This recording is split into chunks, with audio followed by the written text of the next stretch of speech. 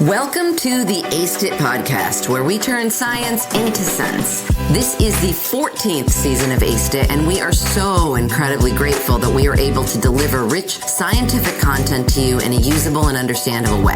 Aced It is brought to you via the Justice Community Overdose Innovation Network, or JCOIN. If you're new to Aced It, welcome. We're so glad you're here. And check out the prior seasons to begin or continue your learning journey. A special thank you to every wonderful listener. We promise we will continue working to help you learn and grow via Aced It. Also, a quick plug for a few other JCOIN features. Did you know you can get technical assistance for your organization from the experts at JCOIN? And did you know you can apply for a small research grant to help fund an innovative study idea? Yep, through JCOIN. And did you know you can apply to be a JCOIN LEAP scholar or investigator, a year-long mentorship that will improve your skills? Also through, you got it, JCOIN. If any or all of these exciting offerings sound interesting, check out our website, jcoinctc.org, and learn about the many JCOIN courses, products, and opportunities beyond Aced It, all designed to translate science into sense for you. With that, I am honored that you're with us. I'm Danielle Rudes, your host, and this is Aced It. Hey, I'm glad you're with us today. This is episode 5 of season 14 of the Aced It podcast, about stories we tell about drugs and overdose. This season, we're exploring the narratives told about drugs and overdose, who gets to tell them, and the narratives they choose to spread.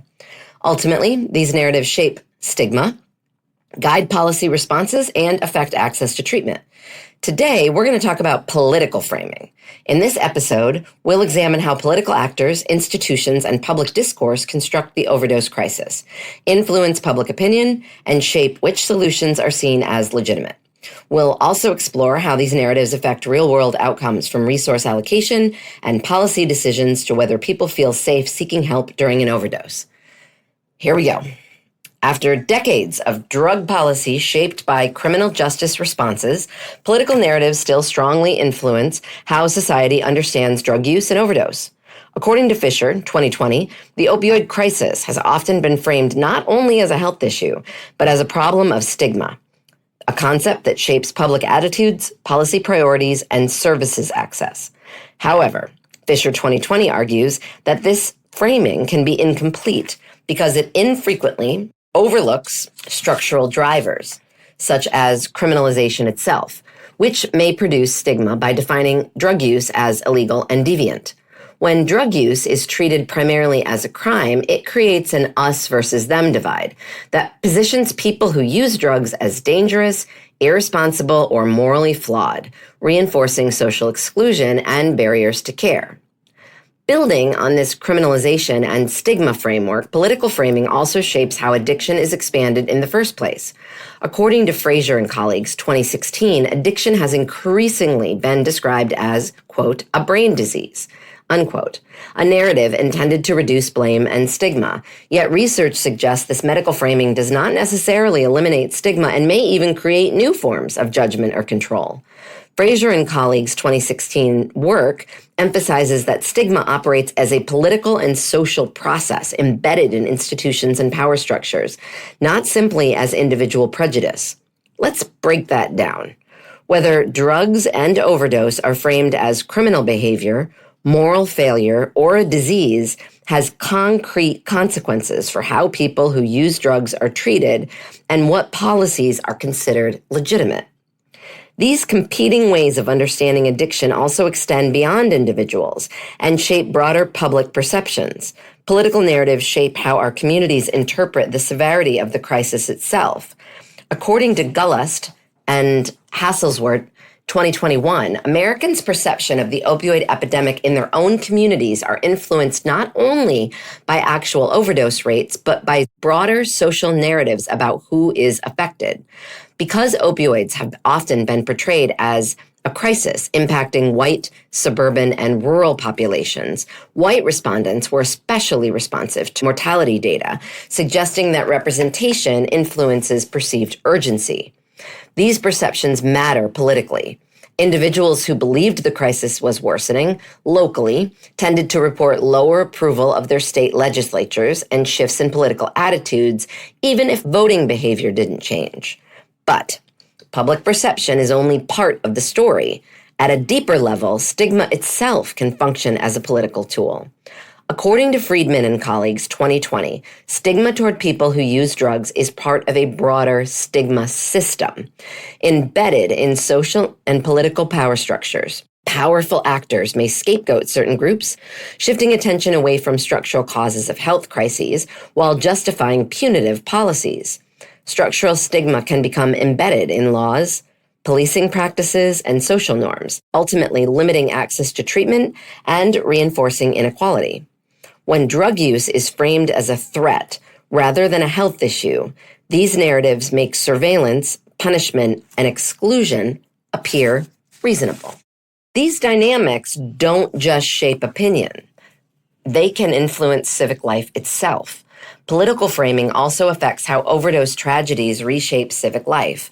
According to Kaufman and Hirsch, 2020, families and friends of overdose victims were less likely to vote than individuals affected by other types of premature deaths, suggesting that grief, stigma, or delusionment may reduce political participation rather than mobilize it. At the same time, exposure to opioid deaths influenced partisan affiliations, with some affected individuals changing party identification. The epidemic thus operates not only as a public health crisis, but as a political shock that can alter trust in institutions and engagement with the democratic process. When it comes to solutions, political framing becomes even more visible. According to Cohen and colleagues 2024, overdose prevention centers, which are facilities where people can use drugs under medical supervision, face intense resistance despite strong evidence that they reduce deaths. Opposition often relies on narratives linking drug use to crime, homelessness, and disorder, making harm reduction policies politically risky, even when officials privately support them. Advocates must therefore reframe these sites as healthcare interventions that benefit entire communities, not just people who use drugs. Even when communities consider these interventions, success often relies on coalition building. According to Rawson and colleagues 2024, advocates must build coalitions, engage stakeholders, and carefully tailor messages to overcome community opposition and legal uncertainty. Support often increases when prevention centers are framed as reducing public drug use, connecting individuals to treatment, and improving neighborhood safety. This illustrates that scientific evidence alone is rarely sufficient. Policies must also be politically acceptable. Meanwhile, political framing also shapes the lived experiences of people who use drugs themselves. According to Scher and colleagues 2023, many participants in their study believed that criminalization creates stigma by labeling them as deviant or morally suspect. The stigma can lead to shame, social exclusion, and barriers to employment or housing. Fear of arrest or police presence can also discourage people from seeking help during drug overdoses, increasing the likelihood of using alone, which is one of the strongest predictors of fatal overdose. Political attitudes even influence who is seen as deserving of protection during public health emergencies. According to Schneider and colleagues 2021, support for allocating COVID-19 prevention resources varied widely depending on the population. People who use drugs received far less support than other vulnerable groups, and political ideology played a major role in these differences. This suggests that stigma can shape life-saving decisions about who gets resources and protection. At the national level, these attitudes are reinforced through political communication. According to Sewell and Dayton 2025, U.S. senators frame opioid issues very differently depending on party affiliation. Democrats tend to emphasize public health and treatment, while Republicans more often highlight law enforcement and broader security. These messages reflect different priorities, and they influence how audiences interpret the problem. Finally, even laws designed to save lives can be undermined by fear and mistrust. According to Vandermeulen and 2022, Canada's Good Samaritan Drug Overdose Act offers legal protection to people who call emergency services during an overdose, but many still hesitate to call 911. Participants reported confusion about the law and fear of police involvement, surveillance, or arrest. As a result, some avoid emergency services entirely, showing that legal reforms alone can't overcome the effects of criminalization and stigma. As we've seen, drugs and overdose aren't shaped only by substances or individual choices. They are also shaped by the stories societies tell about them. Political framing influences who we see as victims, who we see as responsible, and whose lives we consider worth protecting. When drug use is framed as a moral failure or a threat, punishment can feel justified. When it's framed as a health issue, care and prevention become possible. But these narratives don't just exist in speeches or headlines. No, they shape real decisions, real policies, and real moments when someone must choose whether it feels safe to ask for help.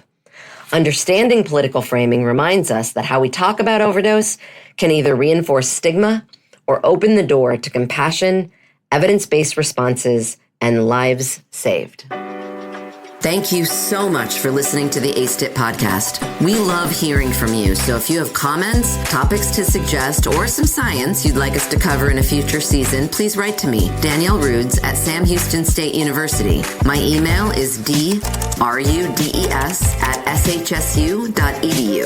And of course, thank you to the Justice Community Overdose Innovation Network, JCOIN's Coordination and Translation Center, funded by the National Institute on Drug Abuse, housed at George Mason University, where this podcast originated. Thank you to our fabulous scriptwriter team and also my fabulous doctoral students at Sam Houston State University, Bryce Kushmerek-McCune, Jalen Magana, and Alexa Mata. And a huge and a heartfelt thank you to the team at Slonky LLC for their wonderful podcast production as always. Tune in again soon for another episode of ACEDIT.